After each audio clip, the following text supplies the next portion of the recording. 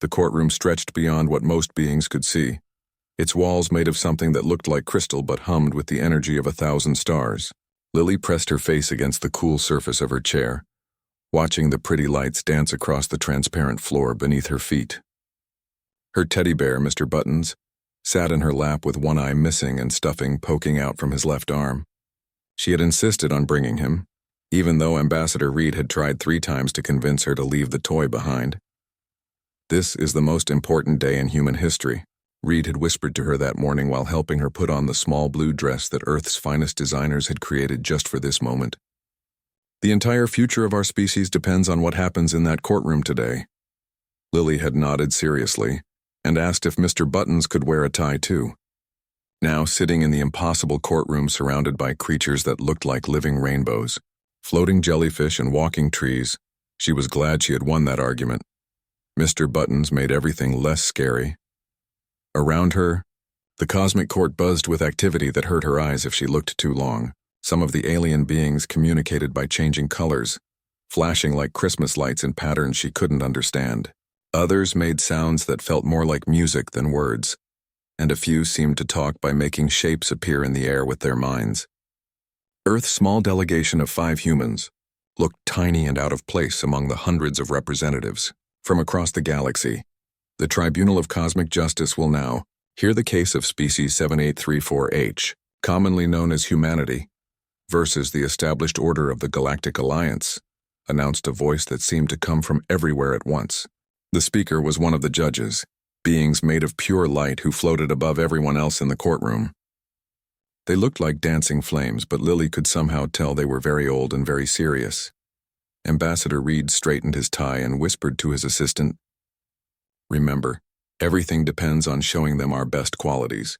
We need to prove that humans deserve a place among civilized species."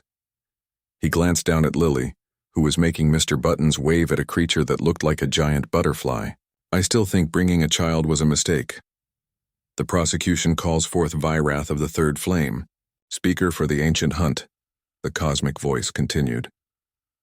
The temperature in the courtroom dropped several degrees as something massive began to move in the shadows at the far end of the hall. Lily stopped playing with her teddy bear and watched with wide eyes as the biggest creature she had ever seen uncoiled itself from what she had thought was just part of the wall. It was a dragon, but not like the ones in her picture books at home. This dragon was made of what looked like living starlight, with scales that shifted between deep purple and silver. Its eyes burned like tiny suns, and when it moved, space itself seemed to bend around it.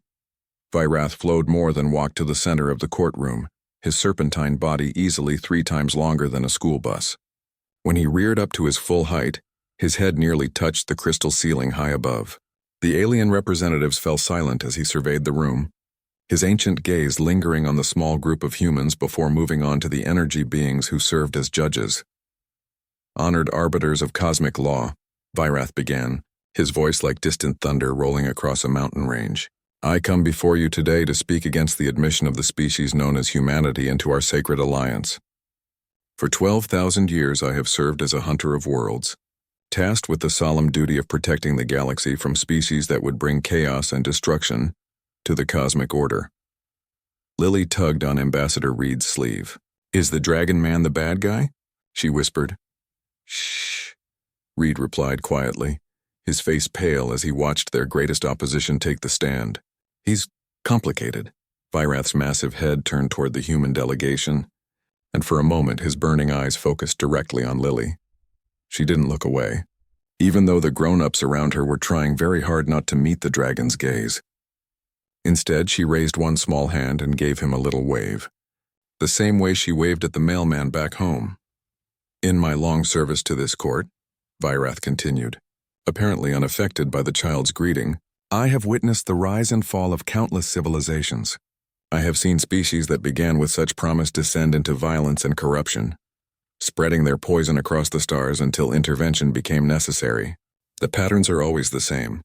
First comes rapid expansion, then exploitation of resources, followed by conflict with neighboring species, and finally, the complete breakdown of any moral restraint." The dragon began to circle the courtroom as he spoke, his massive form moving with surprising grace. As he passed by different groups of alien representatives, Many of them nodded in agreement or flashed colors that Lily's translation device told her meant approval.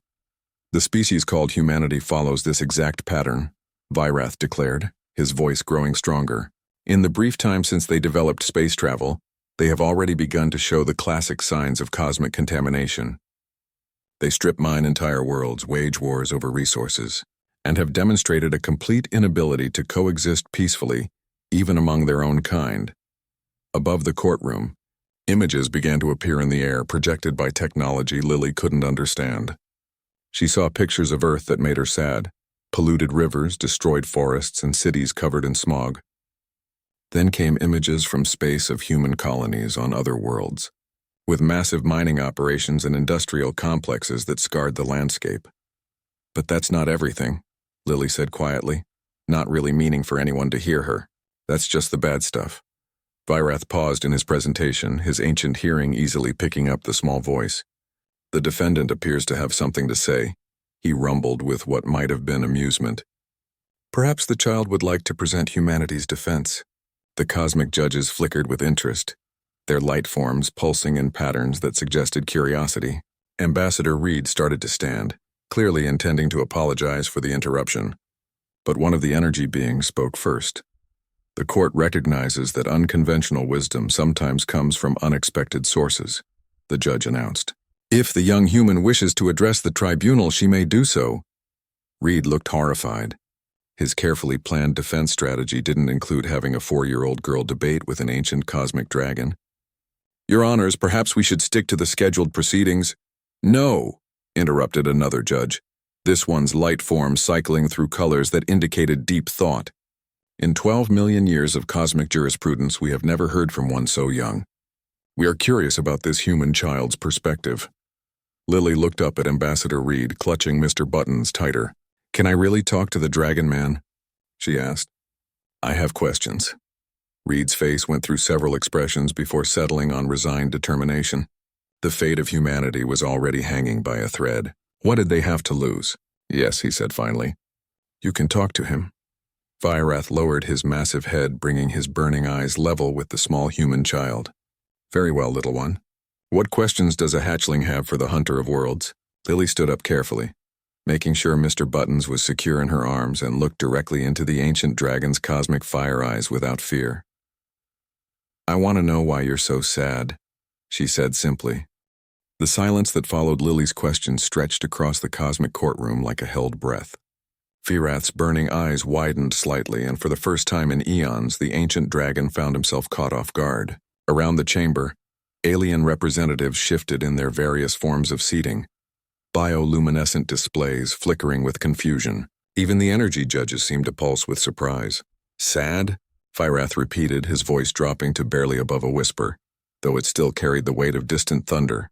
He drew himself up to his full imposing height, scales rippling with starlight. I am Vyrath of the Third Flame Child. I am the Hunter of Worlds, the guardian of cosmic balance, the voice of inevitable justice. I do not experience sadness. But something in the way he said it made Lily tilt her head to one side, the same way she did when her mom claimed she wasn't upset after a bad day at work. She hugged Mr. Buttons closer and kept looking at the dragon with those wide, curious eyes that seemed to see more than they should. My daddy says that sometimes when people say they don't feel sad, that's when they're the saddest of all, she said matter-of-factly. He says it's okay to be sad, though. Everyone gets sad sometimes. Vyrath's massive form coiled slightly, a ripple of something that might have been discomfort passing through his cosmic frame. Around the courtroom, the alien representatives were now openly staring.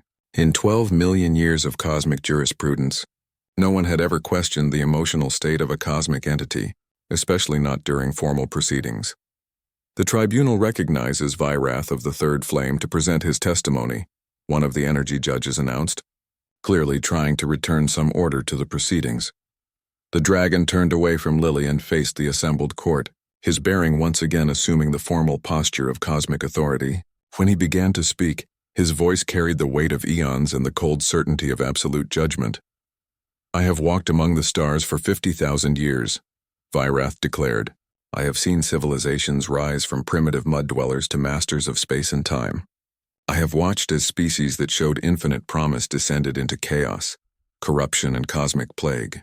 My kind were chosen long ago by the first architects to serve as guardians of galactic order, to make the difficult decisions that preserve the greater good.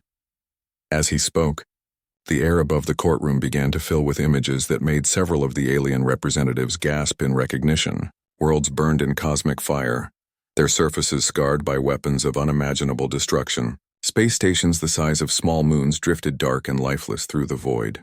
Entire star systems showed the telltale signs of civilizations that had consumed everything around them before collapsing into violence and extinction. Each of these, Virath said, gesturing toward the horrific display, was once a species not unlike humanity. Each began with curiosity, with dreams of exploring the cosmos and joining the community of civilized worlds. Each was given chances, opportunities to prove their worth, and each, in the end, proved that some forms of life are simply incompatible with cosmic harmony.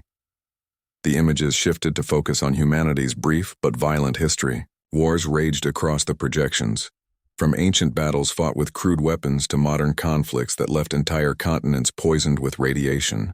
Environmental destruction played out in fast forward, showing forests disappearing, oceans rising, and countless species driven to extinction by human expansion.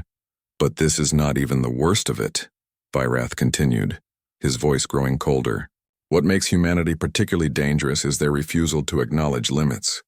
Other species, when faced with the consequences of their actions, at least show some capacity for restraint. Humans see destruction and ask not how to prevent it, but how to make it more efficient. Several of the alien representatives made sounds of agreement, their various forms of communication, creating a symphony of condemnation. A being that looked like a living tree creaked with disapproval, while something resembling a floating jellyfish pulsed angry red. Ambassador Reed tried to stand, clearly wanting to present humanity's defense, but Virath wasn't finished. In the 3 centuries since humans developed space travel, the dragon continued, they have already established colonies on 17 worlds. Each of these colonies exists solely to extract resources and send them back to Earth. They strip mine asteroids, drain oceans of their minerals, and clear-cut entire continents of native vegetation. They have made first contact with 12 species, and in each case, the relationship has devolved into either conflict or exploitation. The cosmic projections now showed human mining operations on distant worlds, massive industrial complexes that scarred alien landscapes, and the sad remnants of native species displaced by human expansion. It was damning evidence, presented with the cold efficiency of absolute truth. More telling still, Virath said, his burning gaze sweeping across the courtroom, is their treatment of their own kind. No other species in recorded galactic history has developed faster than light travel, while still maintaining active warfare among their own people. Most civilizations achieve some form of planetary unity before reaching for the stars. Humans brought their divisions and conflicts with them into space. The evidence was overwhelming. Even the human delegation looked defeated as the scope of their species' failures played out above them.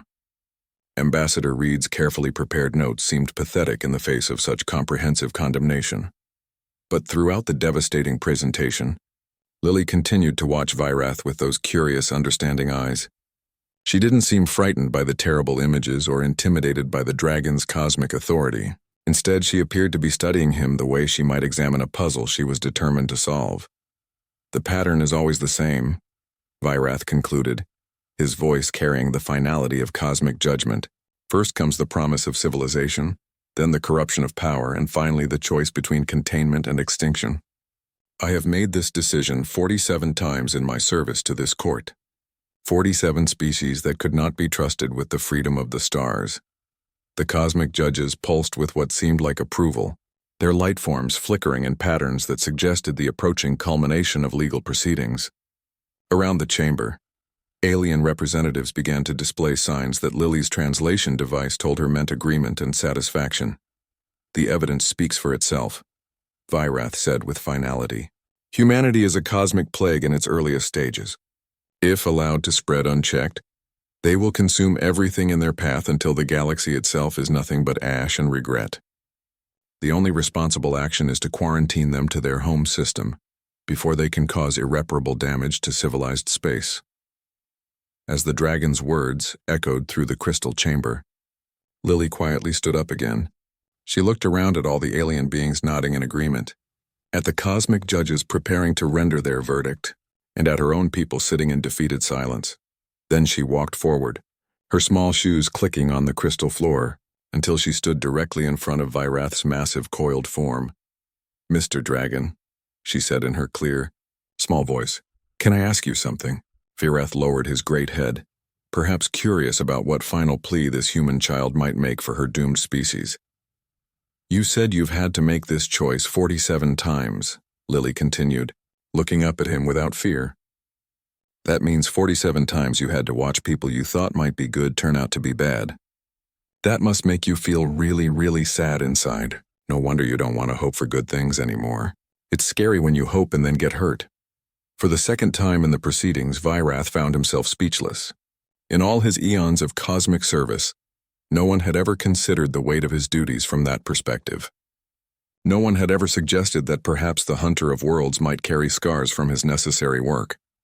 "But," Lily added, reaching up to gently touch one of his massive claws with her tiny hand, "just because some people are bad doesn't mean all people are bad. And maybe, just maybe, you're not as good at seeing the good stuff as you are at seeing the bad stuff. 'Cause when you're really sad, sometimes it's hard to notice happy things." The courtroom had fallen completely silent. Even the ambient hum of cosmic energy seemed to quiet as everyone waited to see how the ancient dragon would respond to a 4-year-old's attempt at therapy. The great dragon stared down at the tiny human child for what felt like an eternity. Around them, the cosmic courtroom had become so quiet that the only sound was the gentle hum of energy from the judges floating above. Lily's small hand remained on Vyrath's claw, warm and steady, while her other arm held Mr. Button securely against her chest. "You speak of sadness as if you understand it." "Little one," Vyrath said finally, his voice softer than it had been since the proceedings began. "But what could a creature with such a brief existence possibly know of the weight carried by those who have lived for millennia?" Instead of backing away from the question, Lily considered it seriously. She had that thoughtful expression she wore when her teacher asked hard questions at school, the one that meant she was really trying to understand something important. "I know that when my grandma died, my mom was sad for a really long time," she said. "And when she was sad, she couldn't see the good things anymore. She forgot that I still needed hugs and that the flowers in our garden were still pretty. She just saw the empty chair where Grandma used to sit." Vyrath's ancient eyes flickered with something that might have been recognition. Several of the alien representatives had begun to lean forward, their various forms of attention focused intently on this unprecedented exchange. "Mom got better when she remembered that being sad about Grandma didn't mean she had to be sad about everything," Lily continued. "Maybe you forgot how to see good things because you've been sad about all those bad people for such a long time." The dragon slowly lowered himself closer to the crystal floor, bringing his massive head down to Lily's level. This close, she could see that his scales weren't just starlight and cosmic fire, but something deeper and more complex, like looking into the heart of a nebula where new stars were being born. "And what would you have me see, child?" he asked, his voice now barely above a whisper. "What good things have I missed in your species?" Lily brightened at the question, clearly happy to have something positive to talk about. "Well, there's my teacher, Mrs. Patterson.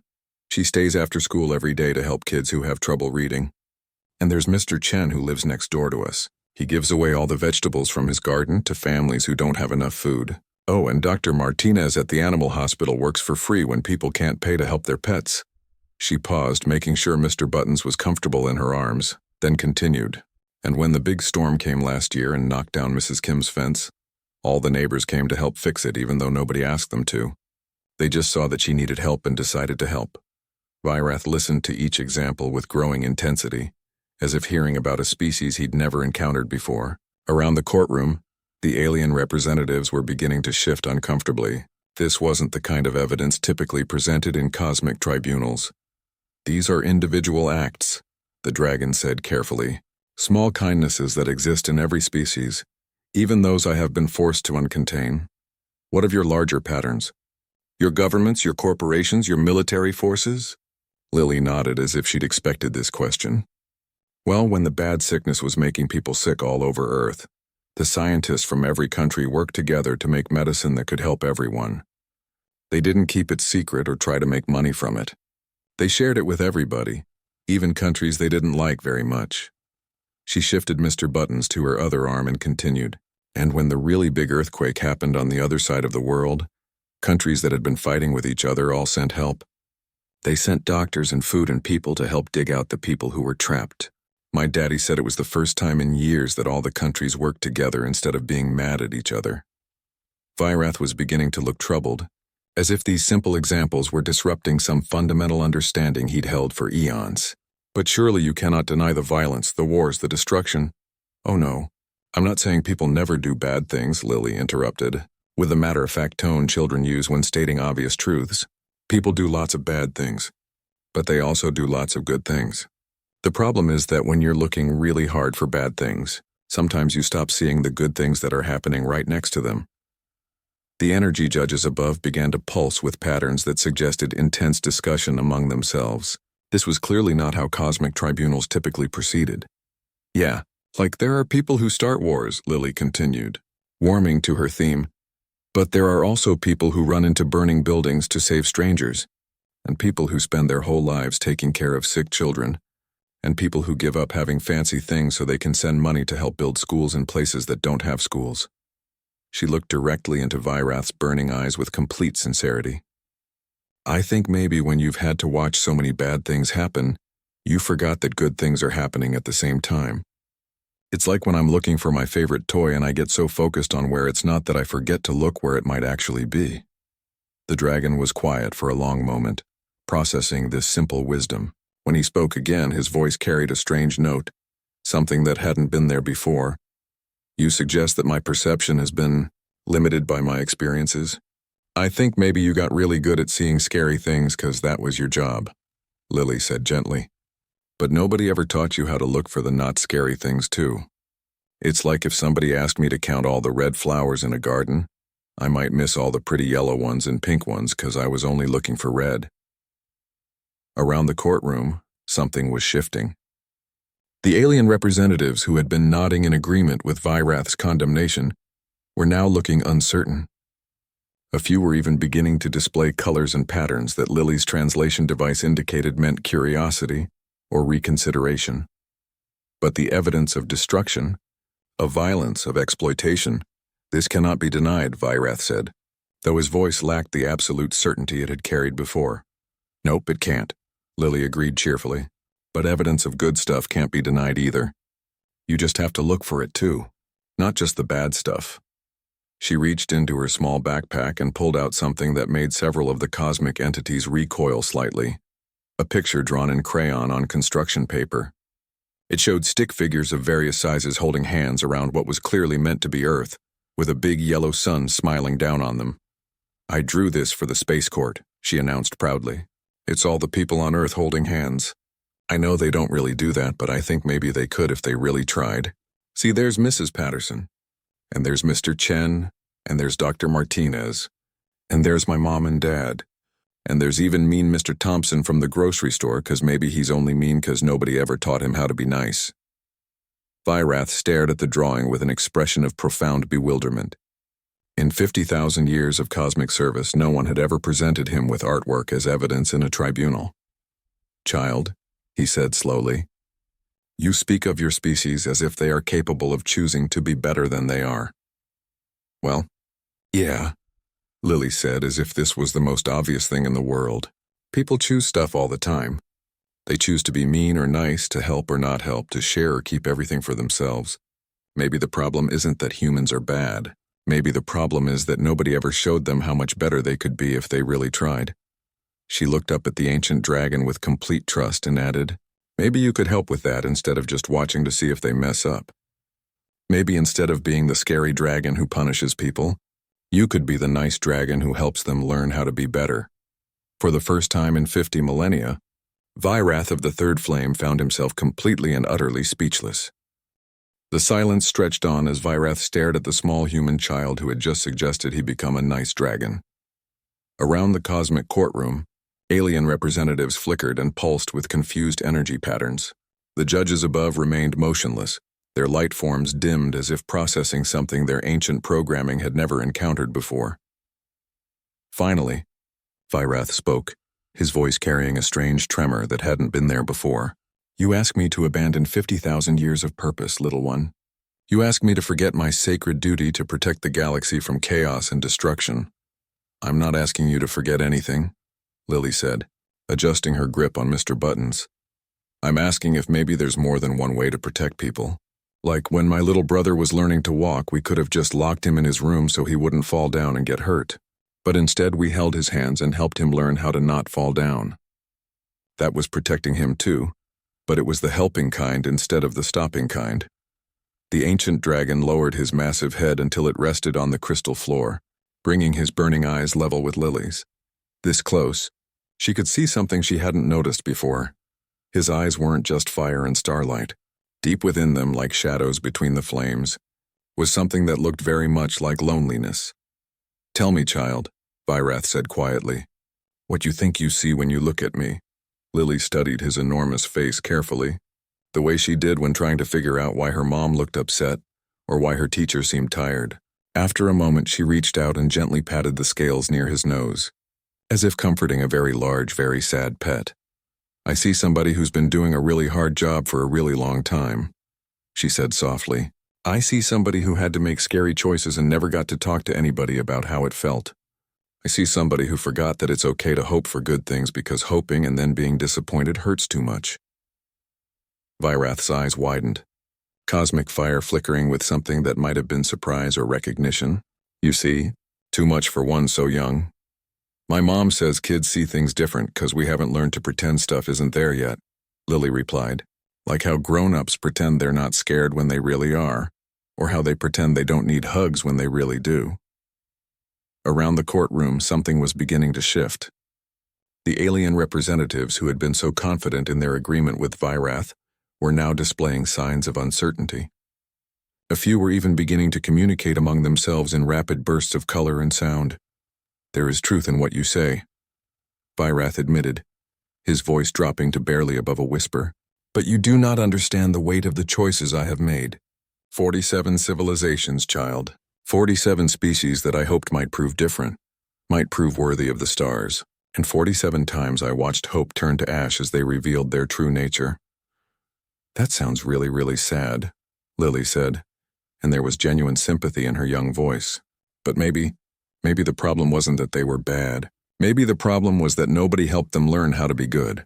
She shifted Mr. Buttons to one arm and used her free hand to draw circles on the crystal floor while she talked. Like at my school, there's this kid named Tommy, who used to hit other kids and take their lunch money. Everyone said he was just mean and bad.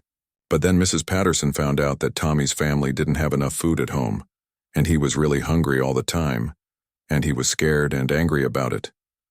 Vyrath listened intently as she continued.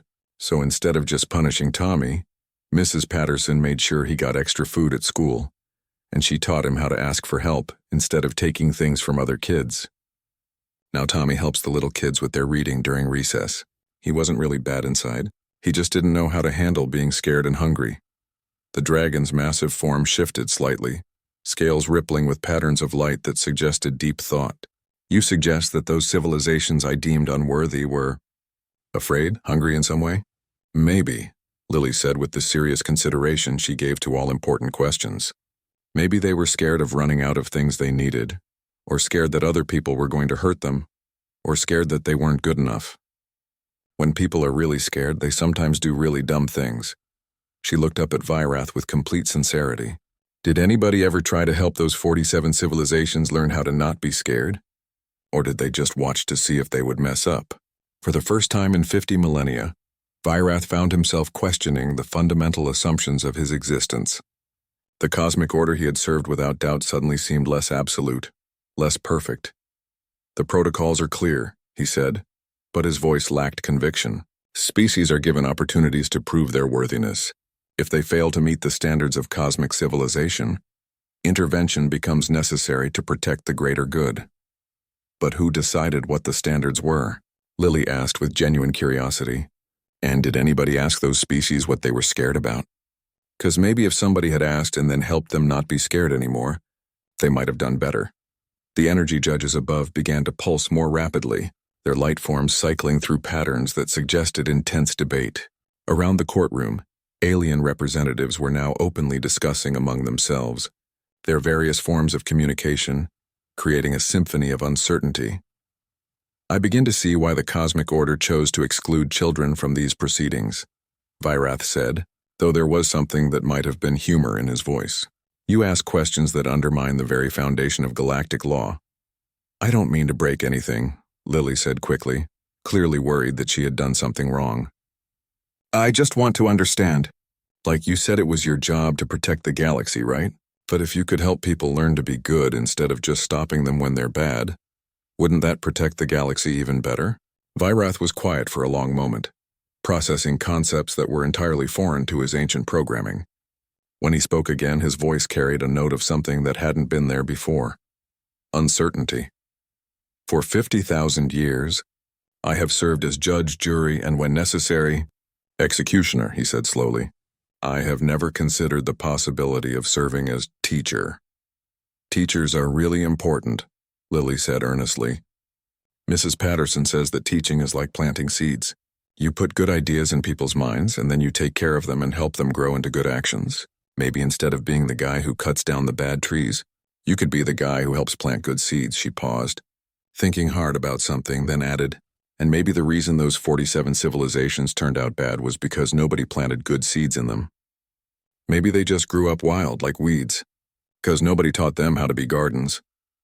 Vyrath stared at this small human child who had just suggested that his entire purpose in the universe might be fundamentally flawed. More disturbing still, her simple logic was beginning to make a terrible kind of sense. You ask me to consider that my service to the Cosmic Order has been incomplete? I think maybe your service was really important, Lily said carefully, not wanting to hurt his feelings. But maybe it could be even more important if you tried the helping way instead of just the stopping way. Like you could still stop really bad things from happening, but you could also help good things happen more. The ancient dragon lowered his great head until it nearly touched the crystal floor, his cosmic fire eyes staring into depths of thought he had never explored before. And if I were to consider this alternative approach, he said quietly, what would you suggest I do about your species? About humanity? Lily's face lit up with the brightest smile she had shown since entering the cosmic courtroom. You could help us learn how to be better, she said simply. Instead of watching to see if we mess up, you could teach us how to not mess up.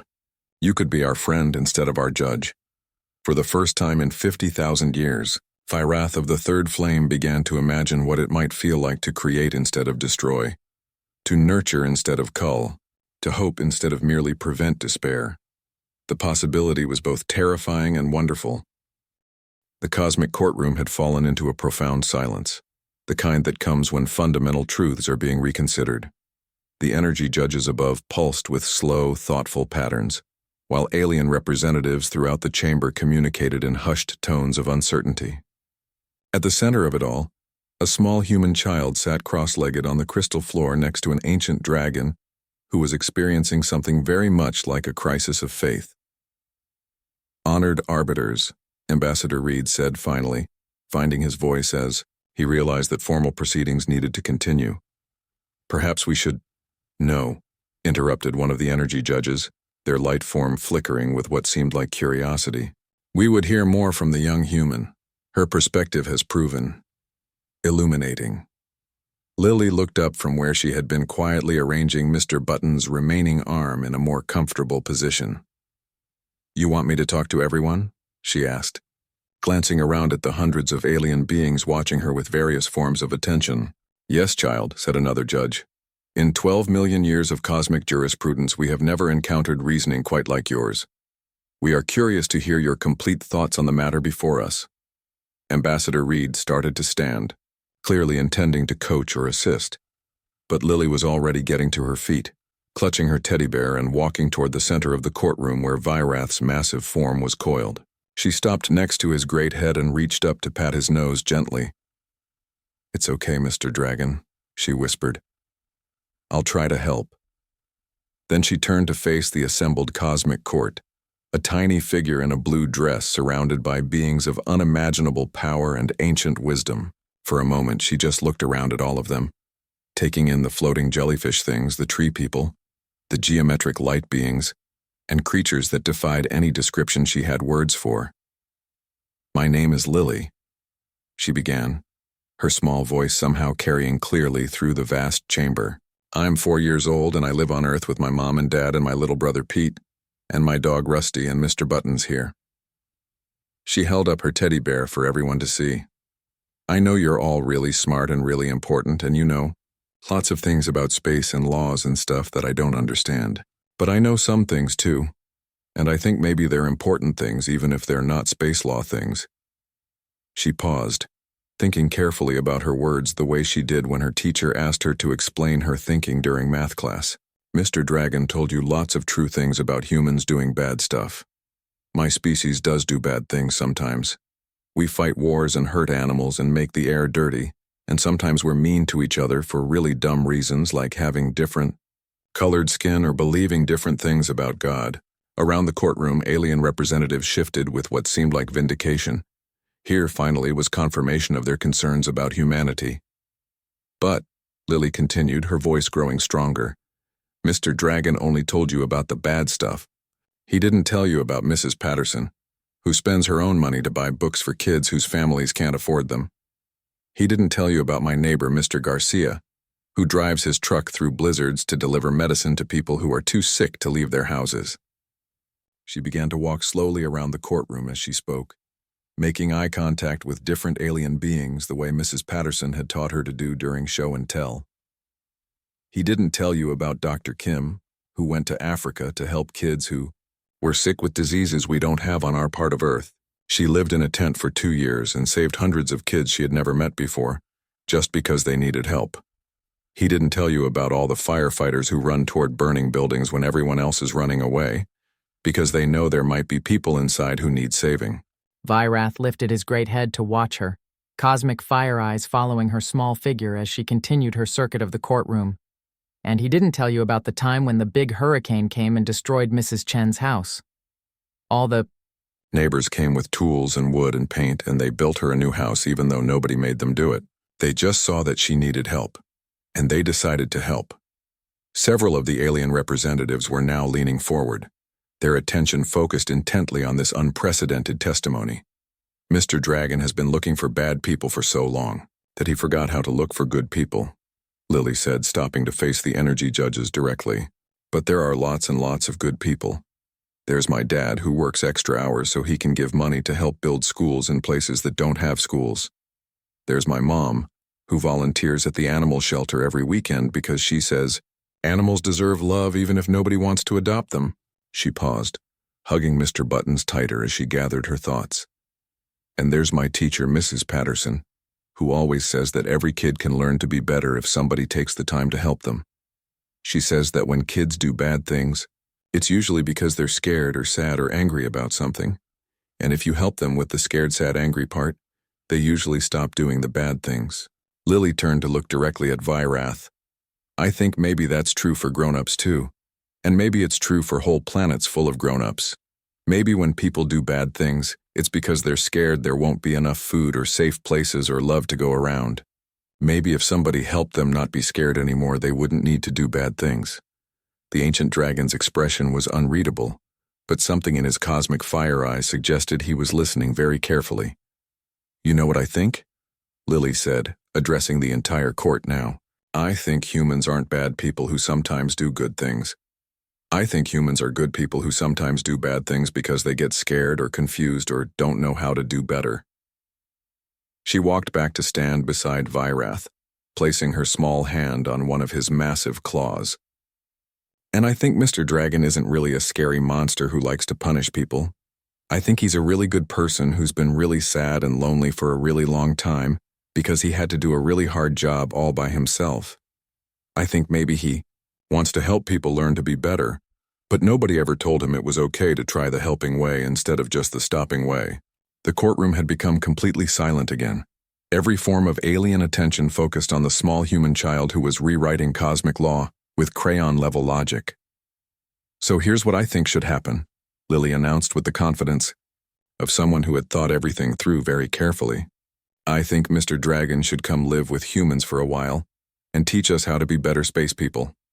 And I think humans should teach Mr. Dragon how to hope for good things again instead of just looking for bad things. She looked up at the energy judges with complete sincerity. I think we could help each other. Mr. Dragon could be like Mrs. Patterson, but for whole planets instead of just classrooms. And humans could be like friends who remind him that good things are worth trying for, even if sometimes they don't work out. Lily paused, then added with the matter-of-fact tone children use when stating obvious conclusions. And maybe if it works with humans, Mr. Dragon could try the helping way with other planets too. Maybe instead of having to make 47 more sad decisions, he could help plant good seeds in lots of gardens and watch them grow into beautiful things. She looked around the cosmic courtroom one more time, at all the ancient beings and powerful entities who had gathered to judge her species. That's what I think, she concluded simply. Thank you for listening. Then she sat down next to Vyrath's great head, arranged Mr. Buttons in her lap, and waited to see what the universe would decide. The silence that followed Lily's speech stretched across the cosmic courtroom like the moment between lightning and thunder. Every alien being, every energy judge, every representative from across the galaxy remained motionless as they processed what they had just heard. Even Vyrath seemed frozen, his cosmic fire eyes fixed on the small human child who had just proposed rewriting the fundamental order of the universe.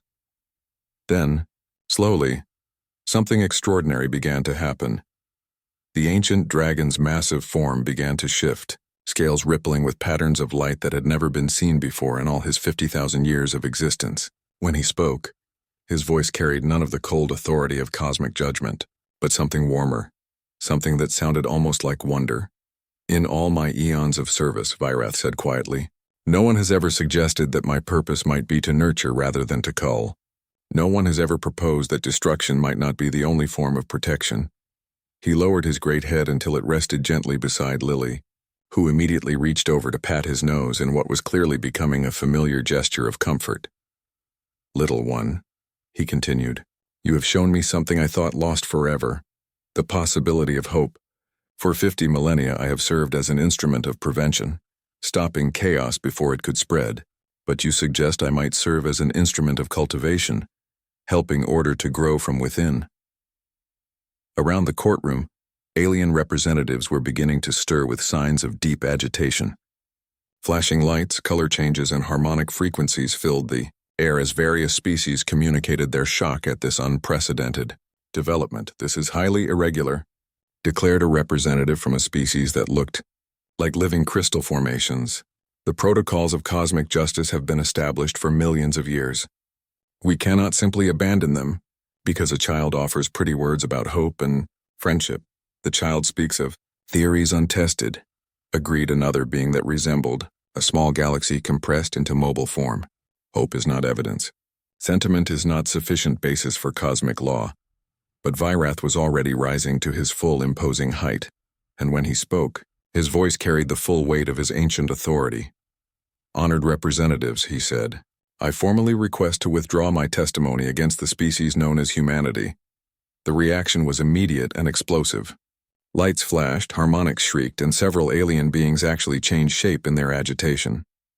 Above them all, the energy judges pulsed with rapid patterns that suggested intense debate among themselves.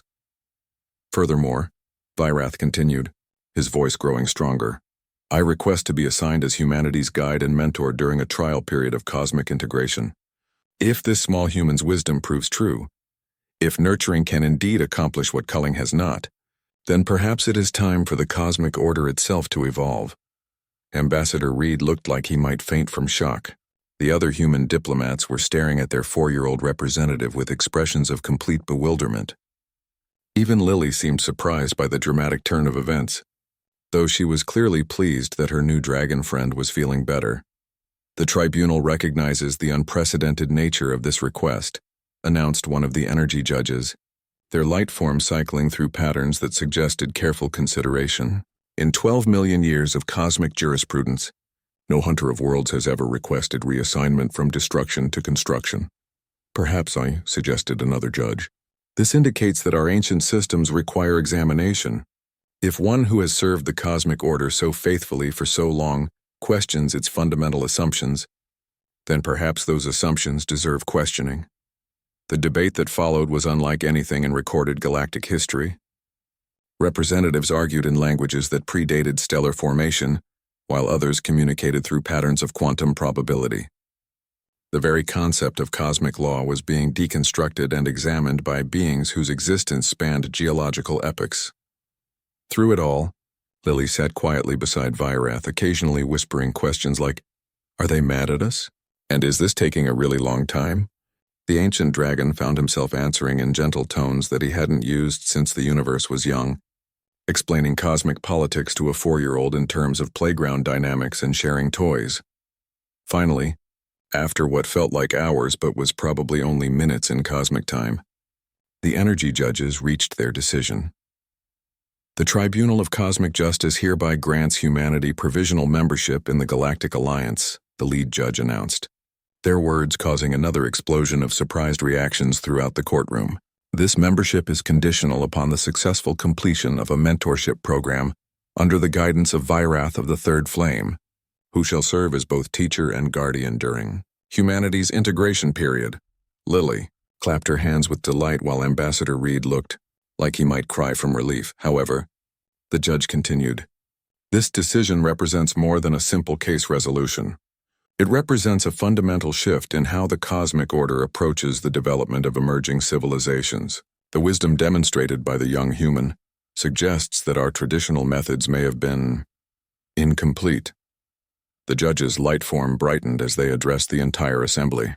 Therefore, this tribunal establishes a new protocol, the Cultivation Initiative.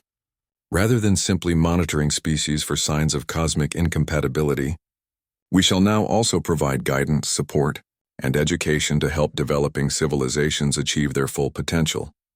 The announcement sent shockwaves through the alien representatives. Some displayed obvious approval, while others flickered with what were clearly expressions of concern or outright opposition. The Cultivation Initiative will be overseen by a new Department of Cosmic Mentors, the judge continued, with Vyrath of the Third Flame serving as the first director of constructive intervention.